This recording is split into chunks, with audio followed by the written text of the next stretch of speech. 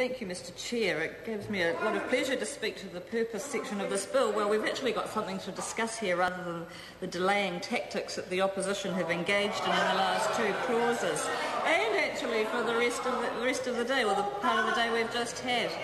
The purpose section is actually very clear, Mr. Chair. The purpose of this Act is to uphold students' rights to freedom of association, and that's the crux of the matter, by removing any requirement for students to join students' associations. And there's been all sorts of discussion about freedom of association and whether or not it exists on campuses or not. The opposition clearly think that it already exists, and they talk a lot about the provisions in the Education Act as it stands at the moment that talk about an opt-out. But to be frank, Mr. Chair, the opt-out is a farce and nothing more than that. It's a farce because not because it isn't spelt out in the Act. It clearly is, as people are saying. It's a farce because students' associations over a large number of years now have steadfastly ignored what should have been a right. They have not taken opt-outs seriously, and what they have done is refused in many cases to even engage with students when they ask to opt out. They have refused to engage with students when the fee is to be given to a charity. The Students' Association gets to choose the fee, not the student themselves. And in fact, despite the fact that over time the member clearly hasn't listened to this part of the debate, because over time things have been strengthened and not helped at all, and so we are in favour now of actually having true freedom of association for students. Why are students the only sector in our community that are immune from freedom of association? In the workplace in 1993, compulsory unionism was abandoned, and guess what?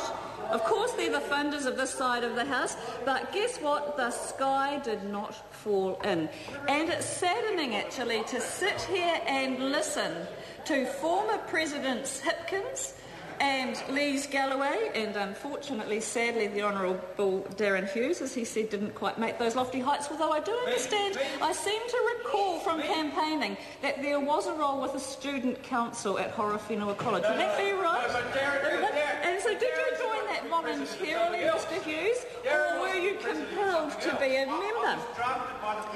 There you go. And did you put your hand up to do it? I suspect so. But it is saddening that these former presidents don't have any confidence in what the students' associations currently provide, because they have already conceded devastation when this bill passes. What it will do is actually prevent the students' associations being the focus, and it will actually be about the rights of individual students to choose what organisations they wish to or don't wish to belong to. Because freedom of association, Mr Chair, is about the right to associate with any organisation you wish, and that also goes with it the right to dissociate from any organisation that you wish. That is true freedom of association, and for too long students have had the right to real freedom of association taken away from them, because as things currently stand, students cannot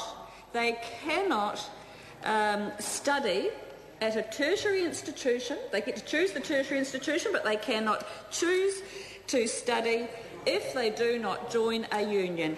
That, in this day and age, Mr Chair, is completely wrong. This bill, the purpose of this bill is very clear. It's about allowing students, the only group in society now who don't have this right, to have real freedom of association.